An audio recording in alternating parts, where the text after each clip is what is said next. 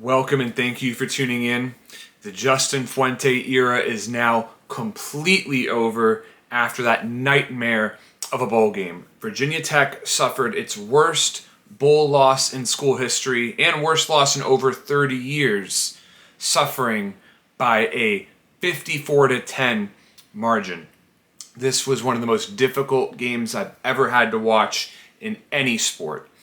I cannot tell you how happy I am that Brad Cornelsen will never coach another game for Virginia Tech ever again. His play calling was next level abysmal. How do you run the ball over and over again when you're down 3, 4, 5 scores? It's just pathetic. It's so pathetic. Everything about Brad Cornelsen's tenure at Virginia Tech is beyond pathetic. And he has caused so much damage to this football program. It's hard to really comprehend how difficult of a job new head coach Brent Pry has on his hands. We knew going in that Connor Blumrick could not throw the ball. They used him as a battering ram, much like Braxton Burmeister was used all season.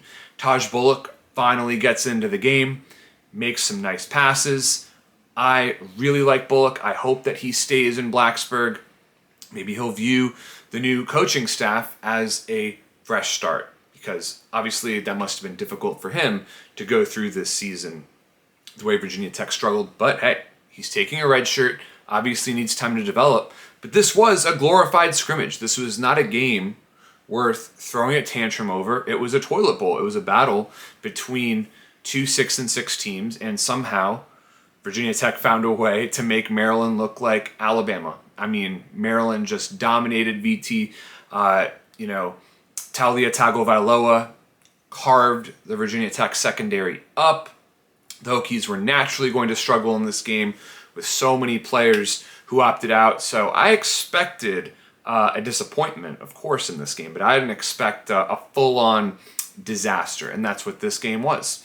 It was a disaster, but like I said, this is a glorified exhibition. You can't take too much stock in this game. It just shows that it's going to be really difficult for head coach Brent Pry next year, who, funny enough, was talking about bringing back the lunch pail defense right as Virginia Tech gave up a 70-yard touchdown pass. So I think that is a great metaphor for how difficult it's going to be. It is a true rebuild next year. I would be pleasantly surprised if Virginia Tech manages to win 6 regular season games and go to another bowl.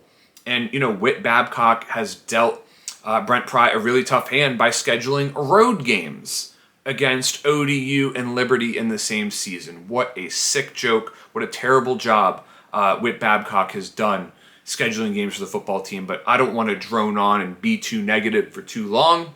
At the end of the day, there were many great Virginia Tech football players who played their final game today, and Hokie Nation appreciates all of their hard work over the past few years, through all the difficulties with Fuente, through the pandemic. Once a Hokie, always a Hokie. So thank you to all the seniors who gave it their all for all of this time. Thank you so much for tuning in. And if you've watched for this long, you might as well subscribe to my channel.